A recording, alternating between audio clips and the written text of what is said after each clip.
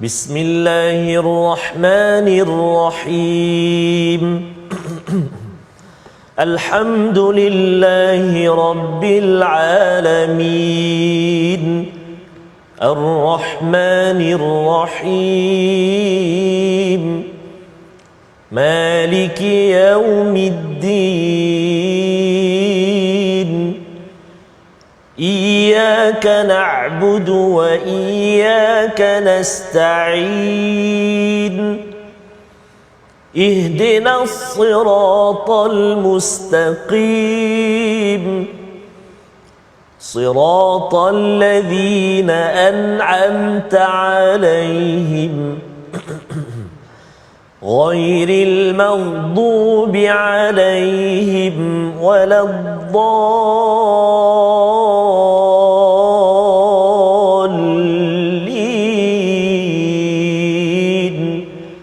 Amin. Sallallahu alaihi wasallam. Amin amin ya rabbal alamin. Assalamualaikum warahmatullahi taala wabarakatuh.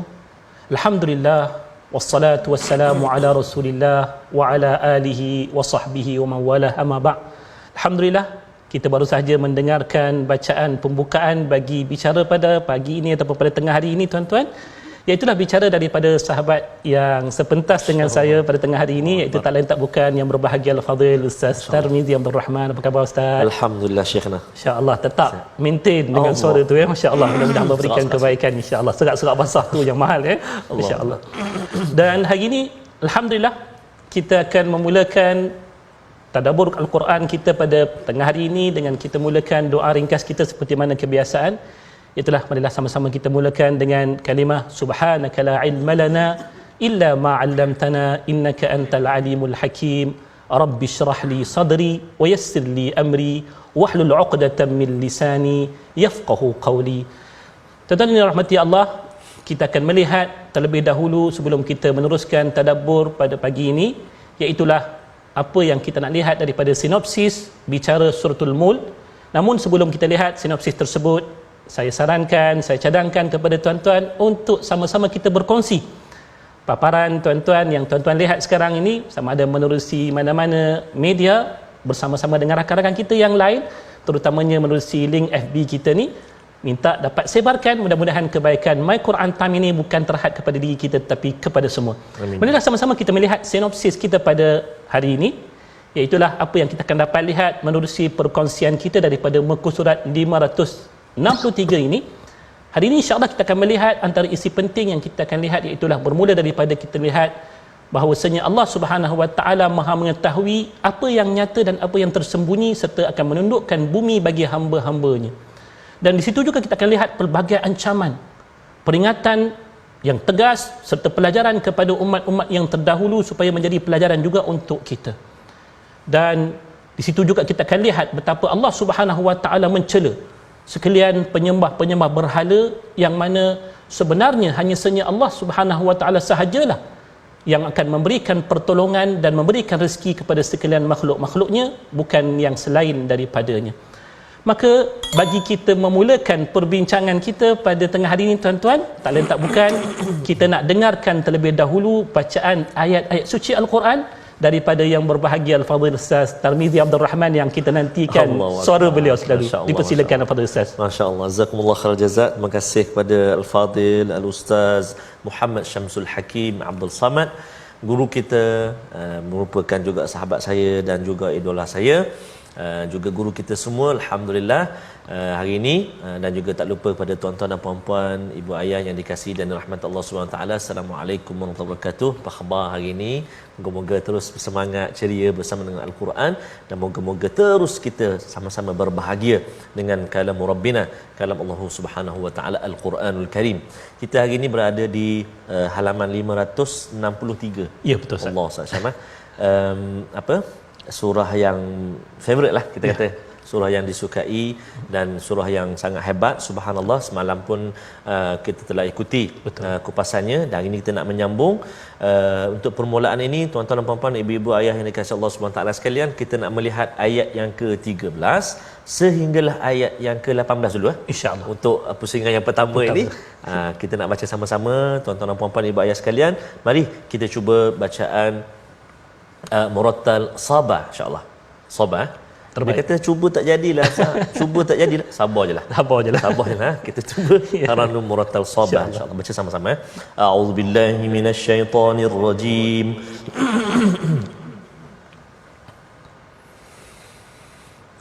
وأسروا قولكم أو اجهروا به إنه عليم بذات الصدور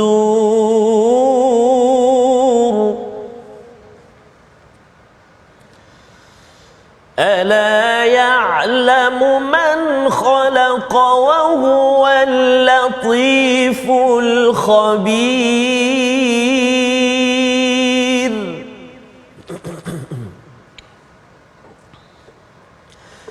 هو الذي جعل لكم الأرض ذلولا فامشوا في مناكبها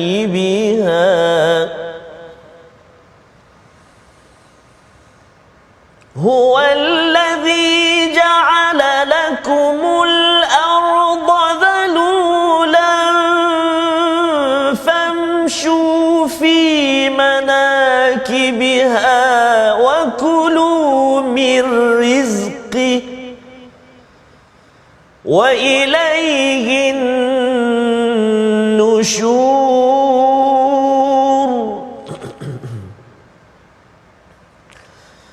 أأمنتم من في السماء أن يخسف بكم الأرض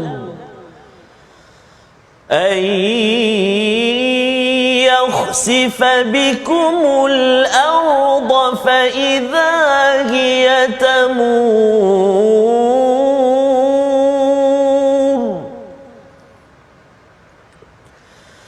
أم أمنتم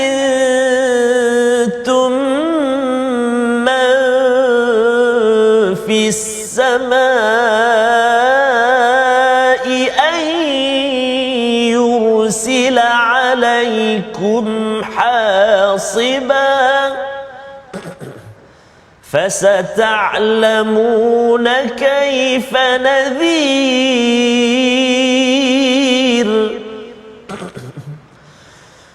ولقد كذب الذين من قبلهم فكيف كان نكير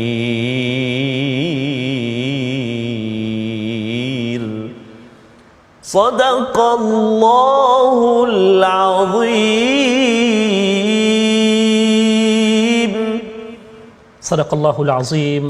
Benarlah firman Allah Subhanahu wa taala yang telah kita dengar menerusi wahyu yang telah diturunkan kepada baginda Nabi sallallahu alaihi wasallam. Ianya dijadikan sebagai panduan untuk kita, bermula daripada bacaan yang kita baca saban hari, menjadi tanggungjawab kita bersama-sama untuk memahamkan diri kita apa yang Allah berkehendak daripada wahyu yang telah diturunkan kepada kita.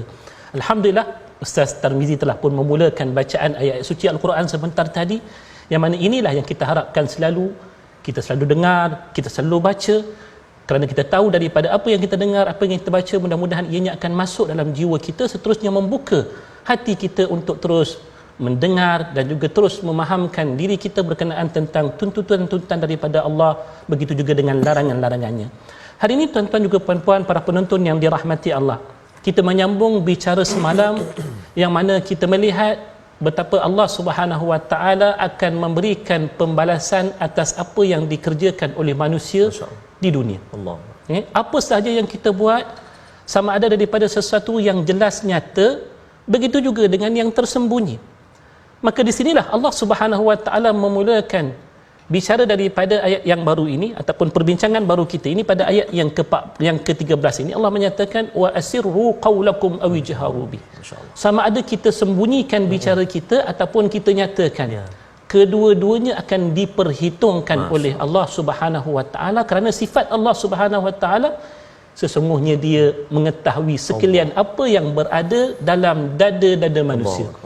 Kalau dalam dada kita pun Allah tahu, apatah lagi yang luarnya. Apa lagi nak disembunyikan sesuatu daripada Allah, itu sesuatu yang tak mungkin. Maka kalaupun orang bertanya, macam manalah Allah boleh tahu sampai ke dalam dada manusia? Kalau saya kata saya tak tahu apa-apa dalam dada manusia. Yang luarannya mungkin kita boleh kenal seadanya. Itu pun banyak lagi yang luarannya kita tak dapat mengenali sebetulnya. Tetapi bagi Allah, hatta yang di dalam dada manusia pun Allah mengetahuinya, kerana kata Allah Subhanahu Wa Taala dalam ayat yang berikutnya, dalam ayat yang ke-14, Allah kata ala ya'lamu man khalaq wa huwal latiful khabir. Apakah patut yang menciptakan itu tidak mengetahui apa yang telah diciptakannya? Mana mungkin begitu, Ustaz? Masya-Allah. Allah ciptakan kita, pasti dia mengetahui diri kita ni bukan takat daripada hujung rambut sampai hujung kaki. Bahkan yang dalam diri kita pun dia lebih mengetahuinya berbanding diri kita sendiri. Kalau kita dengar dalam bicara surah Qaf, wa laqad khalaqnal insan wa na'lamu ma yuwaswisu bihi nafsuh wa nahnu aqrabu ilaihi min hablil warid. Kata Allah, kamilah yang telah menciptakan akan manusia, dan kami tahu apa yang berada dalam diri daripada bisikan-bisikan yang terkandung dalam diri mereka, dan kami ini lebih hampir daripada urat leher mereka. Nak kata Allah tu sebenarnya lebih tahu tentang diri kita berbanding diri kita sendiri. Maka tidak akan ada benda yang tersembunyi daripada Allah Subhanahu Wa Taala. Katalah, dia kata kalau peringkat diri kita ni, mungkin kita kata kita tidak boleh menyembunyikan diri kita. Tapi macam mana kalau saya pergi tempat lain, adakah saya boleh sembunyikan juga? Allah jawab lagi, Allah kata huwallazi khalaqal huwallazi ja'ala lakumul arda dhalula. Nak lari ke mana? Katalah di bumi kita tak boleh nak sorok, kita lari pergi ke Marikh contohnya. Kita lari ke bulan, kita lari ke mana-mana tempat yang lain daripada bumi. Konon-kononnya nak berselindung daripada Allah. Allah kata bumi itu juga Allah ciptakan bagi kita.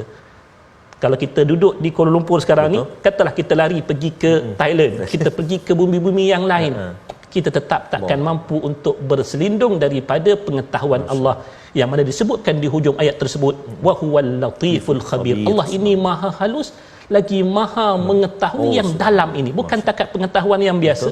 Kita kalau kita tahu, mungkin kita kata atas-atas sahaja. Macam saya buat nasi lemak lah. Betul. Ustaz Syah tak tahu resepi yang rahsia dia.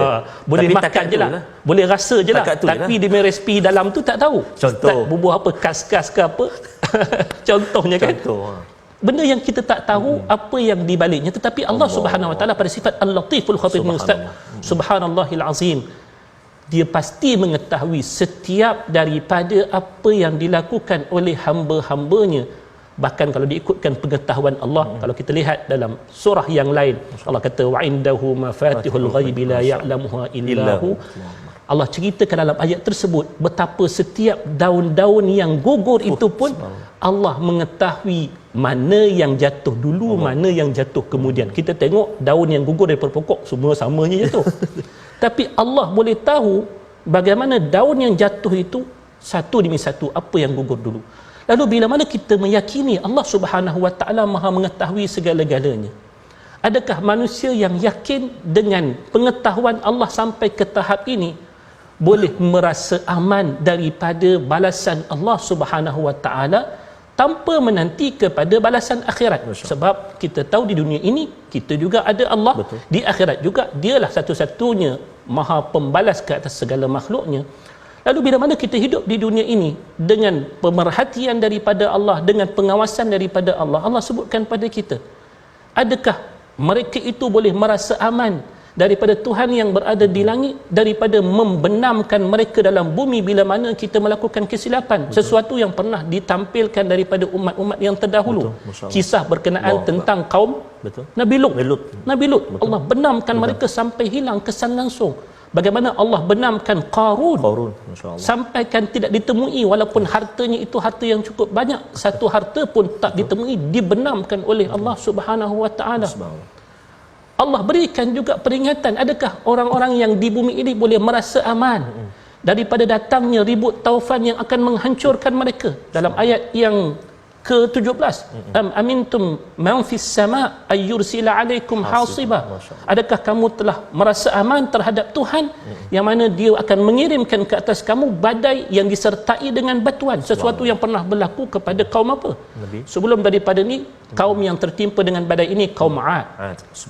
Allah hancurkan mereka dengan tiupan badai yang sangat kuat dalam tempoh 8 ayyamin husuma, 8 hari 7 malam. Tak henti badai. Kita kata taufan kalau melanda sesuatu kawasan sampai peringkat 2 jam 3 jam betul. pun sudah memadai. Allah, ini 8 hari 7 hari 8 hari 7 malam. 7 layali wa 8 ayyam kata Allah. 7 malam 8 hari Allah hantar sampai tak berbaki apa-apa daripada kaum 'Ad melainkan kehancuran.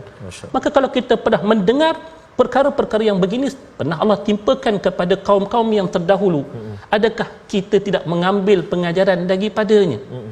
Sehingga kan manusia yang datang kepada Nabi Muhammad sallallahu alaihi wasallam satu ketika, kalau nak melihat antara uqubah ataupun azab yang pernah diturunkan oleh Allah pada zaman Nabi sallallahu alaihi wasallam, walaupun tidak seperti mana azab-azab yang sebelum daripadanya yang menghancurkan kaum keseluruhannya, tetapi kalau kita ingat pada zaman Nabi sallallahu alaihi wasallam pernah berlaku penurunan azab langsung daripada Allah ke atas tentera Abrahah.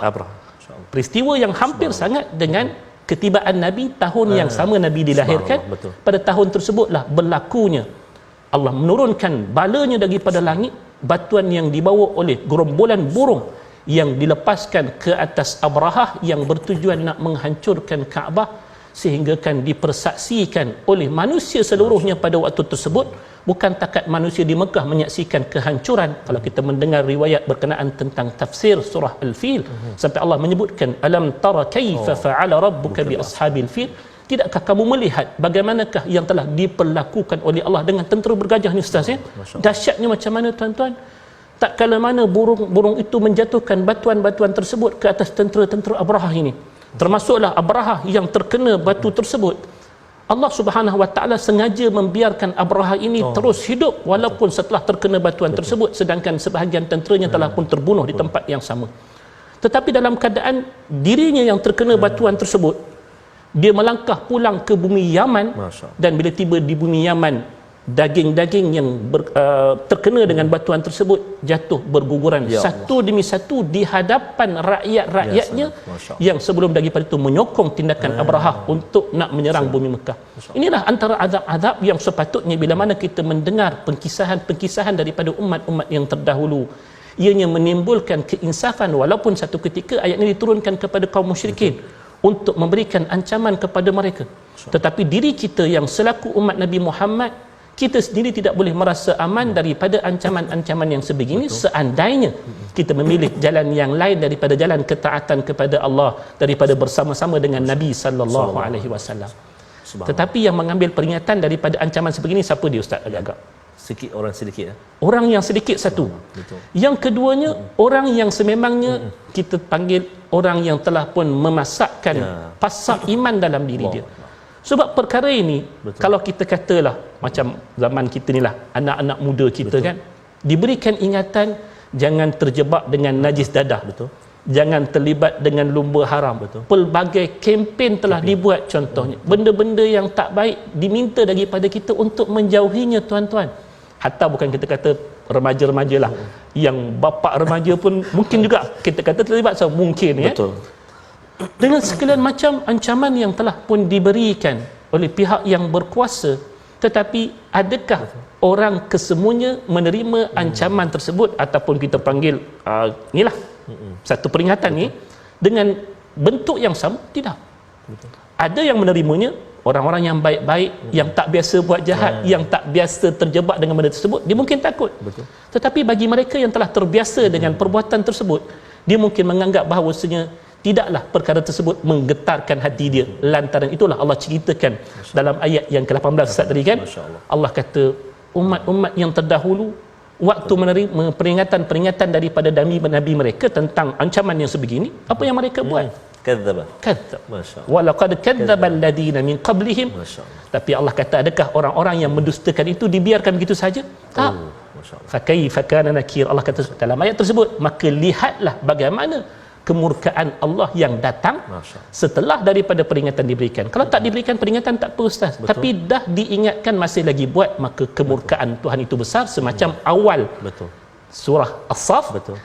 Lima taquluna ma la taf'alun. Kamu cakap, kamu tak buat. Betul. Kabura maqtan 'indallahi an taqulu ma la ta'lamun. Inilah bicara kita sampai ayat 18, dan hari ini kita nak lihat apa perkataan pilihan daripada surah Al-Mulk untuk sama-sama kita teliti ustaz. Ya. Iaitu kalimahnya, itu Kalimah kita nak tengok kalimah Qabada. qabada. Kita akan temui kalimah ni dalam ayat yang berikutnya. Itulah ayat yang ke-19 nanti insya-Allah. Lepas ni Ustaz Tarmizi akan baca balik insya-Allah. Jangan ke mana-mana tuan-tuan. Kita rindu suara Ustaz Tarmizi ni. Ayat qabada ni tuan-tuan, Allah sebutkan awalam yarau ila at-tayri fawqahum saffati wa yaqbid. Di situ ada kalimah asalnya qabada. Apa maksud qabada? Iaitulah kita dapat lihat menguncupnya ataupun tutup, genggam dan sebagainya, satu perbuatan yang dibuat oleh burung. Bila mana dia mengepakkan sayap dia, ditutup balik, itulah dia katakan yaqbid, qabada itu sendiri. So untuk waktu ini kita selesaikan perbincangan sampai ke 18 ini, dan kita harap semua kita mengambil pengajaran daripada ini. Cuma ustaz, untuk yang terakhir ni, kita nak dengar sedikit ayat ancaman. Dua ayat ni ustaz. Ayat ancaman ni untuk kita nak berikan peringatan sungguh-sungguh. Kita nak tutupkan sebelum kita tangguhkan untuk sesi kedua ni. Kita tutup dengan dua ayat ni. Boleh ustaz? Baik, boleh insya-Allah. Sila ustaz. Insya-Allah, fadil Syekhna, ya kan ustaz nak baca ni. Ini qari juga ni, subhanallah. Ramadan yang baru saja berlalu itu hari, Al-Fadhil Syekh Syams menjadi imam di Masjid Putrajaya. Bukan kaleng-kaleng ya. Suara pun tak pernah keluar hari ni. Takut. Subhanallah. Jadi kita baca 17-18 kan? Untuk peringatan akhir baik, sebelum kita berhenti. Ibu ayah sekalian, dua ayat sebelum kita berehat seketika, ayat 17-18 surah Al-Mulk. A'udzubillahi minasyaitonirrajim. Am amintum man fis samaa'i an yursila 'alaikum حاصبا فستعلمون كيف نذير ولقد كذب الذين من قبلهم فكيف كان نكير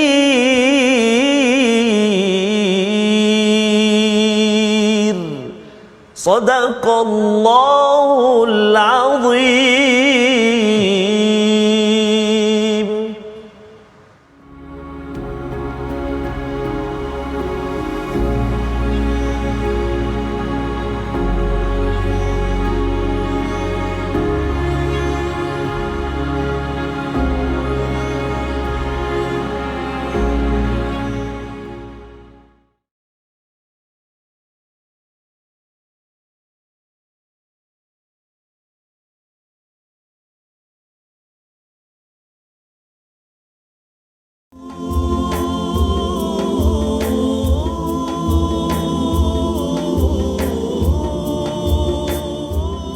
Masya Allah. Astaghfirullahaladzim. Maksudnya cemburu yang baik-baik, Allah sebab Akbar, perkongsian tu yang baik-baik, walaupun dalam bentuk nasyid, kalimah yang diturunkan oleh Al-Fadhil Ustaz Tarmizi Abdul Rahman, serba sedikit memberikan pengajaran kepada kita insya-Allah. Dan ia ada kaitan dengan bicara kita juga, iaitulah bila mana kita berjalan di atas muka bumi ini, bukanlah berjalan dengan sombong, tapi berjalan dengan kita ingat Allah selalu insya-Allah. Subhanallah. Dan Ustaz, seperti mana biasa, kita tak lupakan pelajaran tajwid kita. Apa tajwid kita hari ini Ustaz? Allahu Akbar. Terima kasih kepada Ustaz Syams, juga tuan-tuan dan puan-puan, ibu-ibu, ayah sekalian dikasihi Allah Subhanahu Wa Taala. Kita nak berkongsi seketika antara kalimah yang mencabar dalam surah Al-Mulk ini, iaitu ada dua kalimah fokus kita. Ayuh kita saksikan. Paparan dia disediakan menyempurnakan hukum mad lazim satu, dan menyempurnakan bacaan pada kalimah wa yaqbidna ketika waqaf dalam ayat yang ke 9, ayat yang ke-19, betul, ayat yang ke-19. A'udzubillahi minasyaitonirrajim. Awalam yarau ila الطير فوقهم صافات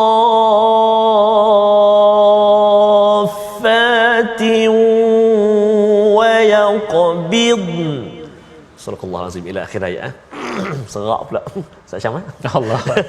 Jadi dalam ayat ke-19 ni ataupun ayat kita baca tadi, tuan-tuan dan puan-puan ibu ayah sekalian, ada dua kalimah yang perlu kita beri perhatian. Pertama, kalimah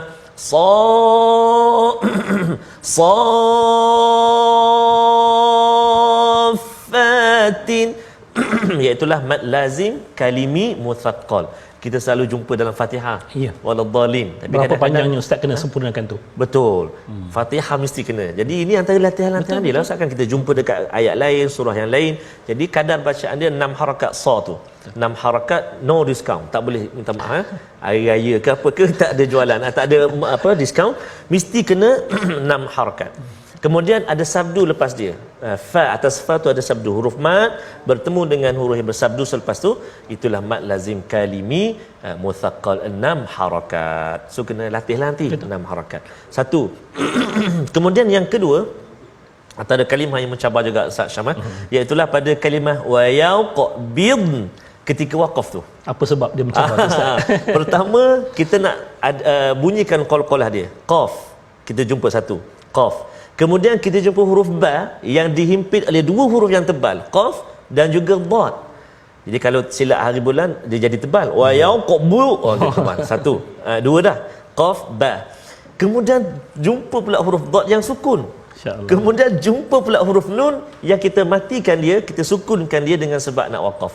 Ada dua kes yang berlaku, macam mahkamah pula. Kes. Ada dua biasa berlaku. Pertama, dia bunyi dad saja. Wa yaqbid. Nun tak bunyi. Marah nun. Kan? Tak sebut nama air dia kata. Yang kedua bunyi nun terus. Wa yaqbin, dad pula hilang. Masya-Allah. Jadi antara yang boleh kita cuba latih, kita cuba dulu hidupkan nun tu untuk latihan untuk latihan. Contoh, wa yaqbidna wa yaqbidna wa yaqbidna. Yang keempat tu kita tahan tu. Wa yaqbidn. Contoh. Adapun saya jemput ibu-ibu, ayah-ayah yang dikasihi Allah SWT sekalian untuk mencuba bacaan ni ataupun semak bacaan ni dengan guru-guru Al-Quran kita, kerana talaqi itu sangat penting dalam proses pembelajaran Al-Quran kita. Selamat mencuba dan dapat semak bacaan dengan guru-guru kita, insya-Allah. Wallahu a'lam. Terima kasih Al-Fadhil Ustaz. Silakan. Insya-Allah. Inilah yang dikatakan hak-hak huruf yang mesti ditunaikan, walaupun kita kata macam boleh langgar je kan, tapi sebab Al-Quran ni bukan kalam kita, kalam Allah. Setiap huruf tu perlu ditunaikan haknya. Betul Ustaz. Alhamdulillah kita dah selesaikan perbincangan bahagian yang pertama tuan-tuan sebentar tadi, dan kita nak sambung kepada bahagian yang kedua. Apa bicara daripada bahagian kedua ni, kita nak mulakan terlebih dahulu dengan bacaan ayat-ayat tersebut oleh yang berbahagia Al-Fadhil Ustaz Tabib Abdul Rahman. Silakan Ustaz. Terima kasih Al-Fadhil Ustaz Syams. Tuan-tuan dan puan-puan ibu sekalian, kita nak sambung bahagian yang kedua bacaan kita pada hari ini, ayat 19 sehingga ayat 26. Panjang minta selamatlah. Nanti insya-Allah kalau tak boleh pas. Okey, kita cuba dengan bacaan murattal Hijaz insya-Allah. A'udzu billahi minasyaitonir rajim. أَوَلَمْ يَرَوْا إِلَى الطَّيْرِ فَوْقَهُمْ صَافَّاتٍ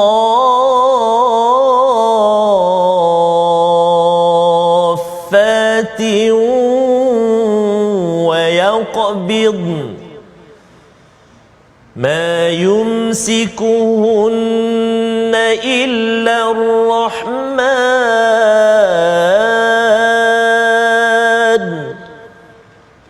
إِنَّهُ بِكُلِّ شَيْءٍ بَصِيرٌ أَمَّنْ هَذَا الَّذِي هُوَ جُندٌ لَكُمْ يَنصُرُكُم مِّن دُونِ الرَّحْمَنِ إِنِ الْكَافِرُونَ إِلَّا فِي غُرُورٍ أَمَّنْ هَذَا هذا الذي يرزقكم إن أمسك رزقه بل لجوا في عتو ونفور أفمن يمشي مكبا على وجهه أهدى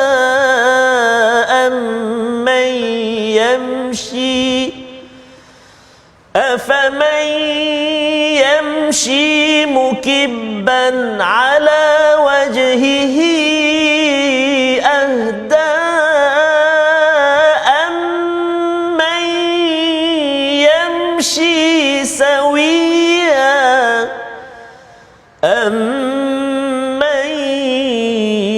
يمشي سويا على صراط مستقيم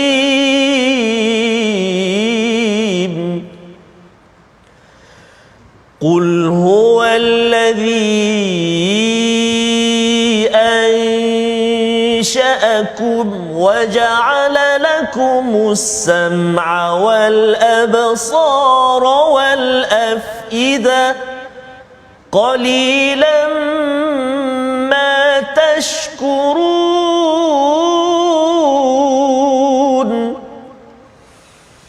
قل هو الذي ذرأكم في الأرض وإليه تحشرون ويقولون متى هذا الوعد إن كنتم صادقين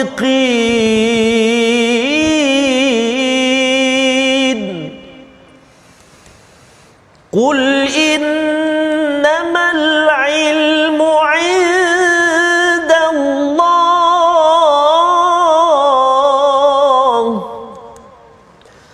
قل إنما العلم عند الله وإنما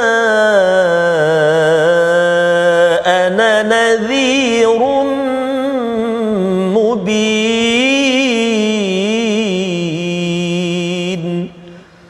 صدق الله العظيم Sadaqallahul Azim. Barakallahu fiik. Fadil Ustaz Tarmizi Abdul Rahman. Itu tadi sebelum kami mulakan, tuan-tuan dia kata, Ustaz, hari ini suara saya serak. Kalau setaga serak ni pun tuan-tuan keluar yang masya-Allah begitu indah untuk sama-sama kita dengar. Mudah-mudahan inilah mukjizat Al-Quran, Ustaz, ya. Allah berikan kekuatan kepada kita sebenarnya untuk kita sama-sama membacanya seperti mana yang telah disebutkan kepada kita dalam surah Al-Qamar berkali-kali, ya. Walaqad yassarna al-Qur'ana lidzikri fahal min muddakir. Allah telah mudahkan bagi kita untuk kita membaca Al-Quran. Adakah kita nak mengambil pengajaran daripadanya? Sekarang kita nak mengambil pengajaran daripada ayat-ayat yang telah dibacakan sebentar tadi oleh yang berbahagia Al-Fadil Ustaz Tarmizi Abdul Rahman, bermula daripada ayat yang ke-20, Ustaz, ya? Ayat ke-20, ayat 19, minta maaf, ya. Ayat yang ke-19 tadi kita lihat bagaimana Allah mendatangkan cerita berkenaan tentang kekuasaannya. Kalau orang tanyakan kenapa kita masih lagi kembali kepada bicara tentang kekuasaannya, sebab kita baru sahaja mendengar dalam ayat sebelum daripadanya betapa Allah telah menghancurkan kaum-kaum yang telah pun mengkufuri akan ayat-ayatnya, begitu juga dengan mengkufuri rasul-rasul yang telah diutuskan dengan peringatan-peringatan tersebut. Maka mungkin ada yang tertanya-tanya, adakah sampai ke tahap begitu kekuasaan Allah Subhanahu wa taala? Maka Allah kata, kalau tak percaya, perhatikanlah apa yang telah pun ada daripada bukti-bukti kekuasaan Allah Subhanahu wa taala, tuan-tuan. Antaranya menerusi apa yang kita biasa lihat di persekitaran kita. Antara makhluk Allah yang hebat juga iaitulah burung yang Allah ciptakan. Satu ketika dahulu orang tidak pernah berfikir bahawasanya kita akan dapat terbang di udara. Oh betul. Subhanallah. Untuk teknologi yang ada pada satu ketika dahulu, tak terfikir manusia kita boleh terbang. Betul. Tetapi dengan pemerhatian manusia terhadap burung yang terbang di udara dan mengambil pelajaran daripadanya, bagaimana membina alat terbang sampailah hari ini alhamdulillah Masya-Allah. kita boleh terbang dan sampai kepada destinasi yang hendak kita tuju dengan jarak yang kita rasakan seolah-olah dekat, tetapi ia tetap jarak yang sama, tetapi dipermudahkan oleh Allah dengan perjalanan bentuk tersebut. Tetapi bagaimanakah Allah menciptakan binatang yang kira-kiranya lebih hebat daripada alatan terbang yang kita ada?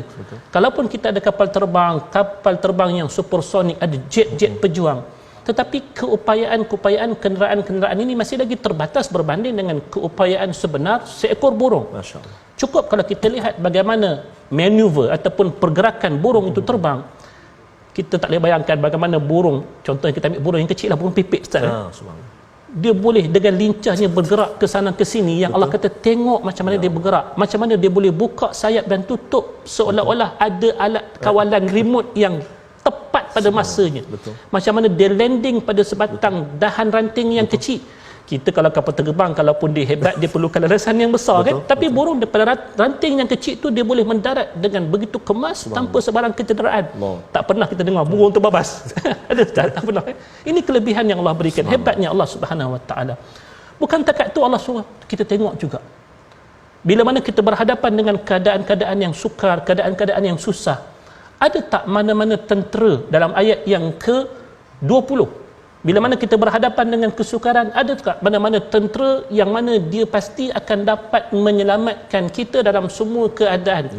Orang mungkin datangkan cerita-cerita combat yang hebat-hebat, contohnya misi-misi penyelamatan yang dipaparkan dalam bentuk fiksyen, tapi hakikatnya kalau nak dibuat tu akan memakan korban nyawa dan sebagainya.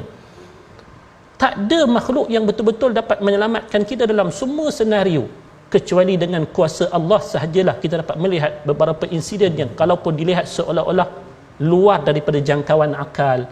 Sahabat-sahabat kita kalau kita pergi contohnya ke bumi Aceh satu ketika dahulu yang dilanda tsunami kan, dengar cerita daripada mulut mereka yang terlibat, tuan-tuan, bagaimana ada insan-insan yang diselamatkan oleh Allah dalam bencana yang memakan nyawa sampai ratusan ribu. Jawapan yang satu yang diberikan oleh sahabat-sahabat kita ni, saudara-saudara kita ni, mereka kata kesemuanya berlaku dengan kekuasaan Allah, sebab tidak ada tentera yang dapat menyelamatkan kita melainkan yang datang daripada sisi Allah Subhanahu Wa Taala. Sehinggalah kepada kalaupun ada yang masih lagi ragu-ragu dengan kekuasaan Allah dalam soal rezeki kita, Ustaz, ya, adakah sesiapa yang mampu mendatangkan kepada kita sesuatu seandainya ia ditahan oleh Allah? Contohnya pada kita hari ini orang kata panaslah Ustaz, hujan tak turun. Ada tak siapa-siapa yang boleh kata hujan turun sekarang, arahkan hujan turun sekarang? Tak boleh. Sebab hujan itu pun turun dengan izin daripada Allah. Bila sebutkan tentang hujan ni, orang faham ianya adalah melibatkan rezeki kita.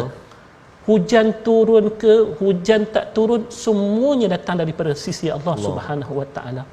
Kalau kita masih lagi belum mampu untuk melihat kekuasaan Allah sampai ke tahap ini sehingga kita mengambil yang lain daripada Allah untuk kita serahkan pengabdian kita, maka betapa ruginya diri kita setelah Allah mendatangkan peringatan demi peringatan, petunjuk demi petunjuk, dalil demi dalil.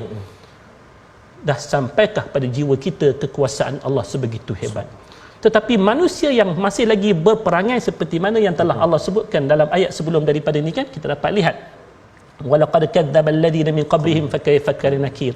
Adakah setelah Allah datangkan petunjuk sampai ke tahap ini masih lagi ada manusia yang tak menerimanya? Masih lagi ada. Lalu Allah menyatakan bagi mereka yang telah dihadapkan dengan segala kejelasan yang sangat-sangat jelas ini, keterangan yang sangat-sangat terang ini, pada waktu itu mereka itu diibaratkan menyanggah kehidupan yang sebenarnya yang sepatut mereka lalui. Bagaimana kehidupan yang kita biasa lalu? Iaitulah kalau kita melangkah, kita akan melangkah dengan kaki.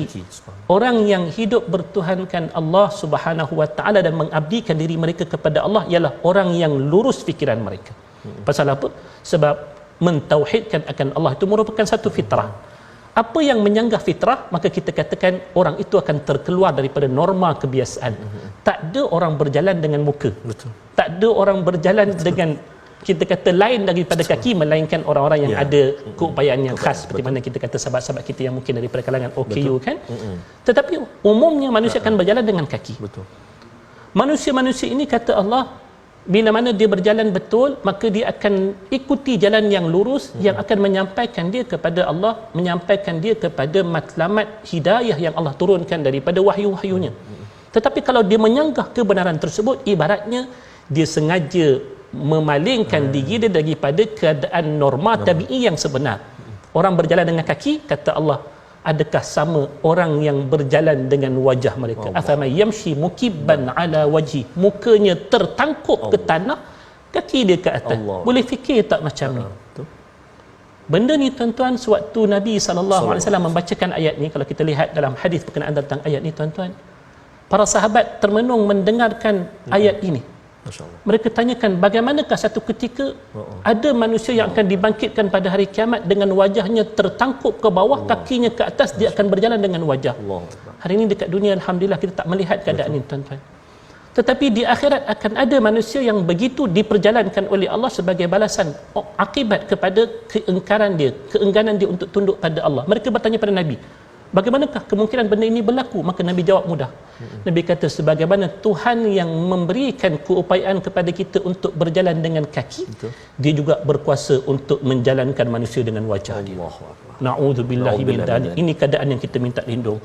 Maka di waktu inilah sepatutnya, bila mana kita sedar Allah telah menciptakan kita secara fitrahnya begini, keadaan luaran kita begini, maka kita juga sepatutnya tunduk kepada fitrah dalaman kita, fitrah mentauhidkan akan Allah, kerana dialah yang telah menciptakan dalaman dan juga luaran kita. Allah sebutkan dalam ayat yang ke-23, qul huwallazi ansha'akum wa ja'ala lakumus sam'a wal absara wal afidah. Allah menciptakan kita segala-galanya. Luar Allah ciptakan, dalam Allah ciptakan. Maka yang tinggal bagi kita, kita kena bersyukur banyak-banyak. Apa tanda kita bersyukur? Tauhidkan akan Allah, taat pada Allah, dan dialah yang telah pun mengembang biakkan kita sampai anak-anak kita yang patut kita syukur sama-sama. Kita ada kebaikan yang dapat diperpanjangkan kalau kita taat pada Allah. Tapi kalau kita tak taat pada Allah, sekalipun Allah berikan kita rezeki yang banyak, ia tidak akan memberikan manfaat, sebab akan tiba satu hari Allah kata yauma la yanfa'u malu wala banun. Walaupun dah berbuih mulut kita memberikan peringatan sebegini, tetap adakah manusia yang akan ingkar? Ada. Mereka sampai berani mencabar. Sebab bila cerita tentang balasan, Allah kata balasan itu akan dibalas di akhirat. Mereka lantas bertanya, wa yaquluna mata hadzal wa'du in kuntum shadiqin. Berani cabar Tuhan untuk mendatangkan azab ataupun kita panggil pembalasan yang mereka nak tengok sangat-sangat, konon-kononnya tak percaya ni. Tapi apa kata Allah? Bukan Allah tak boleh datangkan sekarang. Tetapi Allah sengaja membiarkan hari yang dahsyat tersebut tiba pada keadaan manusia tidak mengetahui bilakah akan berlaku, supaya bila mana ianya tiba, manusia itu akan terkejut dengan sebenar-benar kejutan. Ingat Ustaz cerita semalam, ahsanu amalan. Ahsanu amalan, betul. Subhanallah. Betul. Kita ni, kita bertindak untuk beramal sebab kita tahu adanya akhirat. Tapi orang yang tak percaya pada hari akhirat, dia bertanya bila nak berlakunya kiamat. Maka Allah jawab dalam ayat yang terakhir pada muka surat yang ke-563 ni tuan-tuan, Allah menyatakan, qul innamal ilmu indallah wa innama ana nadhirun mubin. Kalaupun ada orang tak percaya, sebut tentang kiamat, dia kata aku tak percayalah. Nak jawab macam mana Ustaz? Takkanlah kita kata okey, buka video tengok. Video dia kata orang boleh buat, okay? Dan kita pun tak mampu untuk mereka cipta senario kiamat yang sebenar-benarnya. Walaupun ada pihak-pihak di dunia cuba menggambarkan kiamat dalam bentuk fiksyen yang banyak. Cerita-cerita yang didatangkan oleh orang-orang barat dalam menggambarkan kiamat itu banyak. Tetapi ia tak seperti mana yang Tuhan ciptakan, Tuhan ceritakan. Sebab ilmu yang sebenar tentang kiamat ini hanyalah pada sisi Allah Subhanahu Wa Taala, melainkan peranan kita saling ingat mengingati. Wa innama ana nadhirun mubin. Nabi sampaikan peringatan kepada kita, kita pun saling ingat mengingatkan diri kita semua. Justru tuan-tuan, inilah pelajaran kita pada hari ini yang kita nak simpulkan menerusi resolusi yang kita dapat capai daripada pembelajaran kita ini, iaitulah pertamanya, bila mana sebutkan rezeki itu daripada Allah, carilah sumber rezeki yang halal di seluruh pelosok bumi ini supaya Allah sayang kita, Allah redha dengan kita. Jangan cari rezeki yang haram. Yang keduanya, Allah dah bagi pada kita sekalian nikmat, hargailah nikmat, syukurilah ia, bermula daripada panca indera yang kita miliki sampailah sekalian yang lain daripadanya. Dan tolonglah sangat-sangat ambil tahu tentang tuntutan rukun iman kita, satu daripada 6 ni, iaitulah tentang hari kiamat. Tujuannya apa dia? Supaya bertambah keimanan kita, insya-Allah. Tuan-tuan, inilah pelajaran kita pada hari ini, di mana kita nak dapatkan keberkatan daripada apa yang kita belajar ni, kita nak dengar doa pula daripada Ustaz Tarmizi Abdul Rahman. Mudah-mudahan bertambah berkat lagi pelajaran kita hari ini, insya-Allah. Silakan Al-Fadhil Ustaz. Jazakumullah khair Ustazna. A'udzubillahi minasyaitonir rajim. Bismillahirrahmanirrahim. Alhamdulillahi rabbil alamin. Wassalatu wassalamu ala rasulillahil amin. Sayyidina Muhammadin wa ala alihi wa sahbihi ajma'in. Allahumma ya Allah wa ya Rahman wa ya Rahim, ampunilah dosa-dosa kami ya Allah. Ampunilah dosa-dosa ibu ayah kami, ibu ayah mertua kami, muslimin muslimat, mukminin dan mukminat bi rahmatika ya arhamar rahimin. Ya Allah wa ya Rahman wa ya Rahim, kehidupan kami saat ini di atas muka bumi ini penuh dengan ujian, ranjau dan onak duri ya Allah. Maka ya Allah, kami tidak putus-putus memohon bantuan daripadamu ya Allah, petunjuk dan hidayah daripadamu ya Allah, memandu kehidupan kami ya Arhamar Rahimin. Wa sallallahu ala sayyidina Muhammad wa ala alihi wa sahbihi wa baraka wa sallam, walhamdulillahi rabbil alamin. Taqabbalallahu minkum minna minkum taqabbal ya karim. Moga-moga Allah Subhanahu wa taala menerima doa kita dan juga Allah SWT senantiasa memujuk hati kita untuk kita senantiasa terus infak, wakaf pada jalan Allah SWT, antaranya melalui platform tabung gerakan Al-Quran, untuk kita sama-sama menghidupkan jariah kita, hubungan kita pada Allah SWT, walaupun satu hari nanti kita sudah tiada lagi Ustaz Syam, ya, subhanallah. Moga-moga kita dapat bersama insya-Allah. Jangan lupa untuk saksikan malam ini ulangan My Quran Time dan juga besok pagi, dan insya-Allah kita akan bersambung kupasan ataupun halaman berikutnya insya-Allah. Jangan lupa untuk terus bersama dengan My Quran Time, baca, faham dan amal insya-Allah. Assalamualaikum warahmatullahi wabarakatuh. Jumpa lagi.